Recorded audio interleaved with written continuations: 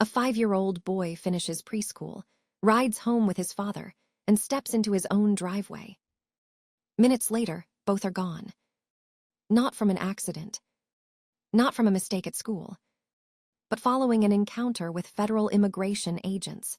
An encounter that has now raised serious questions from educators, lawyers, and public officials. According to publicly reported information, this child was not the target of an enforcement action. And yet, he was still taken into custody. What exactly happened in that driveway? And why are school officials now saying this isn't an isolated incident? Stay with this story, because the details matter more than the headlines. The moment that changed an ordinary afternoon.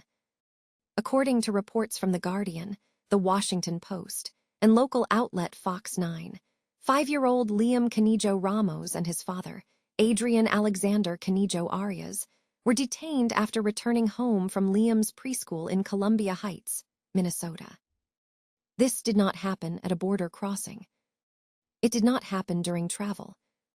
It happened at home, in a residential driveway, shortly after a normal school day. Federal officials later stated that when immigration officers approached the vehicle, Liam's father exited and moved away from the scene. Agents then apprehended him a short distance away. For the child's safety, officials say, one officer remained with Liam. This is where the story becomes more complex. A decision that sparked questions. According to statements from Columbia Heights Public Schools Superintendent Zena Stenvik, after the father was detained, officers allegedly asked the 5-year-old to knock on the door of his home to check whether other people were inside. Superintendent Stenvik later described this as deeply concerning, saying publicly that, in her view, a young child appeared to be placed in the middle of an enforcement process. Importantly, federal authorities dispute the characterization that the child was targeted. The Department of Homeland Security has stated that the child was never the focus of the operation, and that existing policy allows parents to choose whether they are removed together with their children. But questions remain, especially because, according to school officials, another adult living in the home was present during the incident and asked to care for Liam. Why that option was not used has not been fully explained. Where were they taken? After the encounter, both father and son were transported to a detention facility in Texas. Their sudden absence wasn't immediately known to the rest of the family. According to school district officials, Liam's older brother returned home roughly 20 minutes later, only to find that his father and younger sibling were gone. No warning. No explanation at the door. Just unanswered questions. This moment, educators say, is where the emotional impact extended beyond one family. The legal context often missed in headlines. According to the family's attorney, Mark Prakash, Liam and his father are not U.S. citizens, but they were actively seeking asylum. They reportedly entered the United States through an official port of entry and have an active asylum case pending. Publicly available statements from the attorney emphasize that there was no deportation order in place.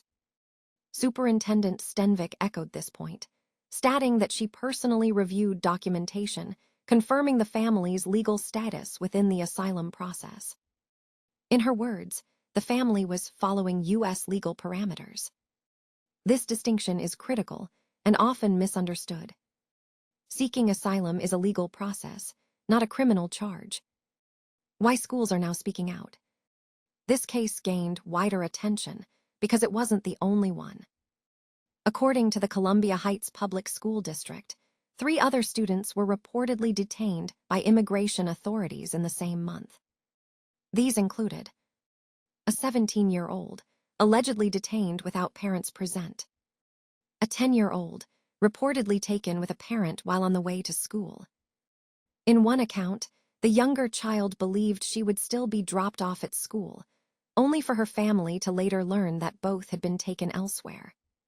School administrators say these situations create fear, confusion, and emotional distress that directly affect students' ability to learn. And this is where the issue expands beyond one family. The official response. The Department of Homeland Security has stated that it does not target children and that its policies prioritize family safety. Officials note that parents are given options regarding whether children remain with them or are placed with another responsible adult. They also emphasized that officers stayed with the child to ensure safety during the father's apprehension. What remains unclear, according to reporting, is how decisions are made in fast-moving situations and whether discretion is applied consistently. This lack of clarity has fueled concern among educators and advocates alike. Why this case resonates so widely? This story isn't just about immigration enforcement. It's about how policies are carried out on the ground, how children experience moments they don't understand, and how institutions like schools are often left to help families process the aftermath. Superintendent Stenvik summarized her concern with a question that continues to echo. Why detain a 5-year-old? It's a question not framed as an accusation, but as a call for reflection. The bigger picture. Across the United States, immigration policy intersects with daily life in ways that often go unseen, until moments like this bring them into focus. Educators, lawyers, and officials agree on one thing. Children, regardless of status, experience real emotional consequences when adults' decisions abruptly change their sense of safety. Understanding how and why those decisions are made matters. Not for outrage, but for accountability, clarity, and improvement. This case is still unfolding, and many questions remain unanswered, not just about what happened in one driveway, but about how policies impact families nationwide. What safeguards exist for children during enforcement actions? How much discretion do officers have? And how do schools adapt when students disappear without warning?